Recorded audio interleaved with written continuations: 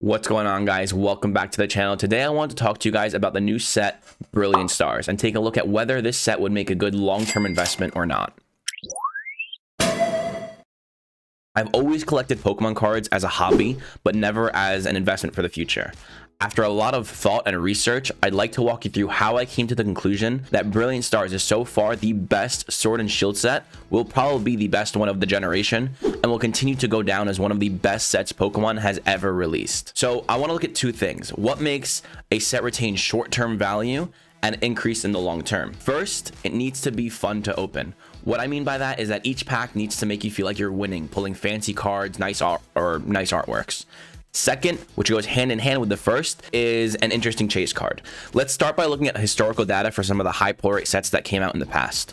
These sets include Shining Fates, Hidden Fates, Cosmic Eclipse, and Generations, which all contain subsets within them, whether it's a shiny card or a character card from Cosmic Eclipse or the Radiant Collection from Generations.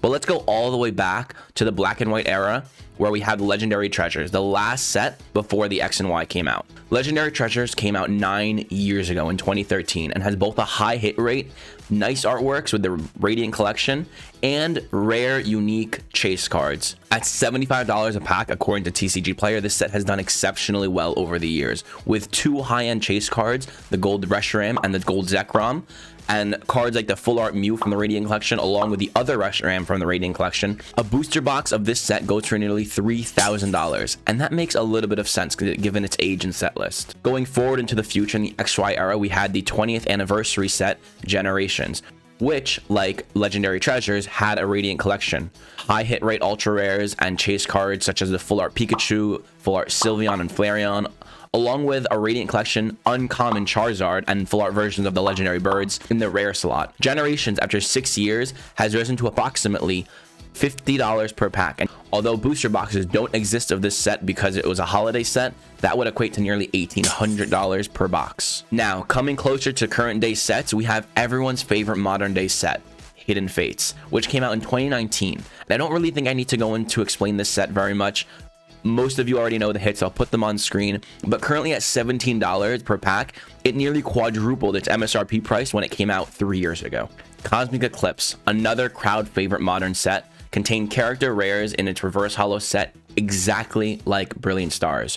Recently though, this set was reprinted in the 2021 Pokeball tins, and the price dropped from around $15 per pack to $11 per pack, but I don't think it'll be long before we see that price go back up, as it's probably going to be out of print after that. Meanwhile, the booster boxes did not drop in price, sitting at around $500 per box. Lastly, we have Shining Fates, which came out last year in February, and although it wasn't as popular as Hidden Fates, each pack currently costs around $7, which is pretty good. The reason being, the shinies in it were just not as popular as Hidden Fates. It's also a much newer set, and we'll probably see it rise in the future.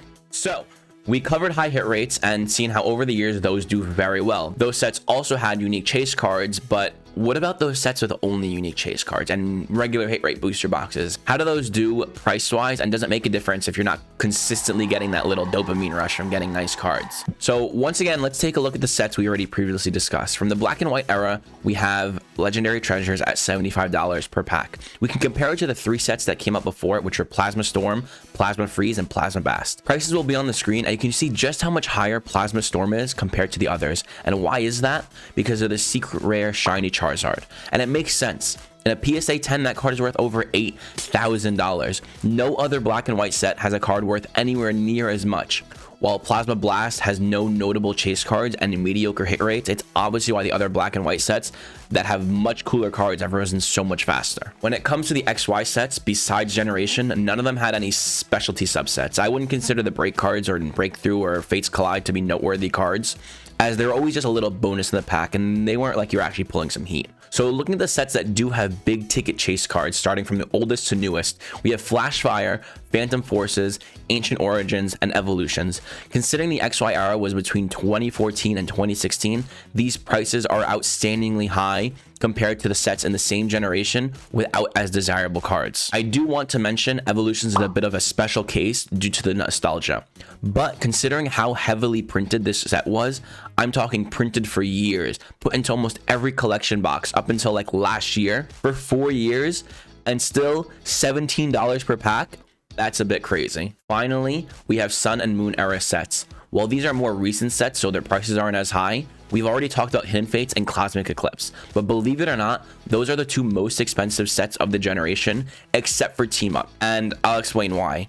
Team Up introduced tag team cards, alternate art cards, and had extremely desirable Pokemon like Gengar, Venusaur, Pikachu, Snorlax, and Eevee on a single card, and had Prism cards, and they even threw in a Charizard just for fun. As a whole generation, every Sun and Moon set has at least doubled or tripled their MSRP price, except for Sun and Moon base, because somehow it's still being printed. So what's the takeaway here? I focused heavily on the Black and White and XY sets because those are older, and my stance on Brilliant Stars is long term.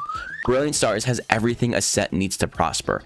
Incredible artworks all throughout the set. It has high pull rates, as high as 15 ultra rares per booster box. It has trainer galleries cards in the reverse hollows. It has unique and beautiful chase cards, including multiple Charizards, Arceus, Umbreon, and so many more. This set is fantastic. Finally, I just want to remind everyone, I did my own research. I looked at the price history and data from multiple generations, booster boxes, packs, etc. And not just for the ones that I showed. In the last 2 years, Pokemon struggled to print cards due to COVID. But Pokemon is meeting the demand that it has now, and demand is higher than it has ever been.